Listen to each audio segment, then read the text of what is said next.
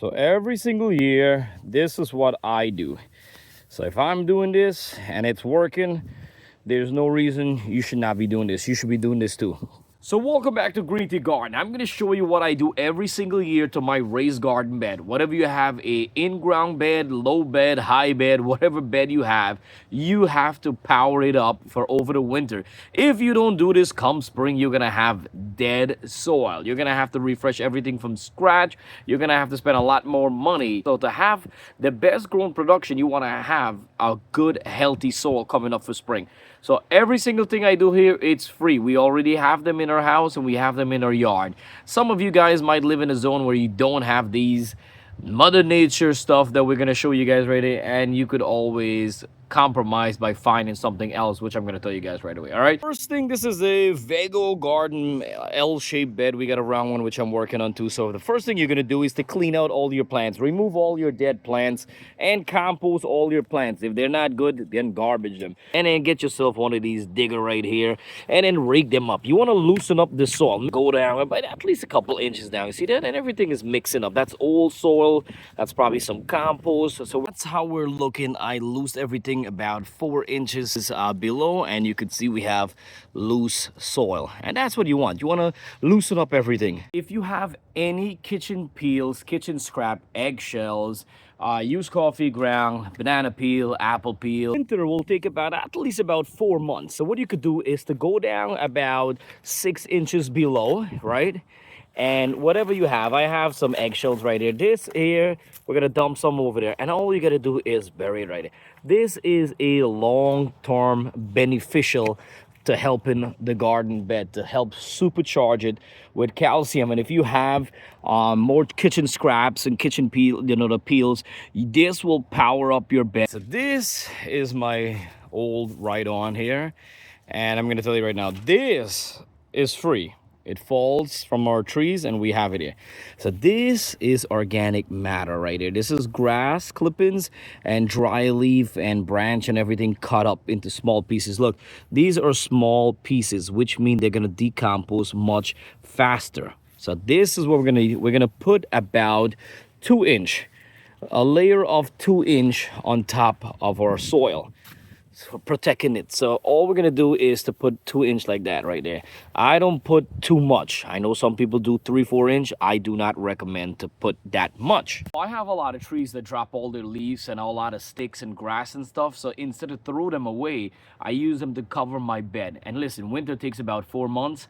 These things will break down within about 3-4 months. They're gonna break down, and they're feeding, every time they break down, they're feeding our soil, keeping our soil healthy and protecting it from all the snow and everything gonna come. So come next spring, we have a healthy bed, we have a healthy soil. We don't have to go through and empty the soil out and buy new soil and put it back in and get rid of. That's a lot of money and a lot of work. So what we're gonna do come next spring, we're just gonna add some fertilizer, add a little bit of fresh topping soil, about 2 inch of fresh soil, and you're good to go. You have a healthy supercharged bed. And then if you bury any kitchen scraps, that's gonna break down and give you more nutrition to your soil. So we're gonna go ahead and we're gonna put a layer about 2 inches of dry grass, dry leaves, what we have. If you don't have a machine, a lawnmower right on, get a garbage bin and get a weed whacker and break it down with the weed whacker faster. If you leave the whole leaves, it will take a long time to decompose and come back spring.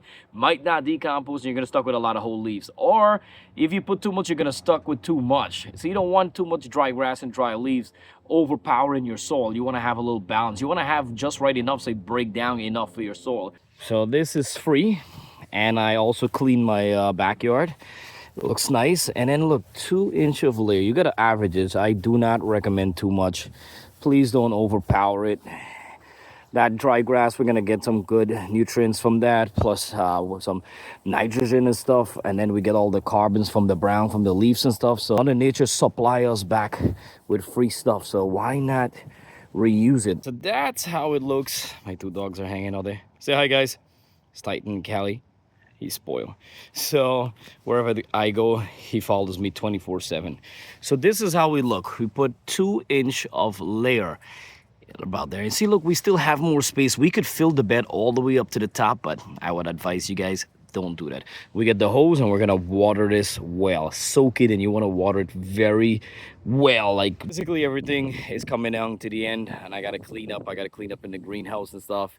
We're gonna do start indoor garden, and you can see whatever is now making it, I'm going to be harvesting all the rest. As winter is coming, it's always good to take care of your garden, take care of your plants or your greenhouse or whatever you got. If you have containers, you could put all your soil into one location and just cover it with a tarp, or you could just put it in one location and cover it with some leaves like I did right there too with your containers. Or if you have, in-ground bed or raised garden bed, you could do something like this. If you don't have leaves in your area where you live, you could always rake, loosen up the soil, make some hole, add some compost inside or fertilizer, and you could buy some hay or buy some straw and maybe cover like an inch layer of it. This way you have healthy good soil. You feed the soil before the winter, and you water it down, at least. I still water my soil at least every 2-3 weeks. I'll come even in the winter, but if it's snow and it's frozen, then you can't do anything. It's done.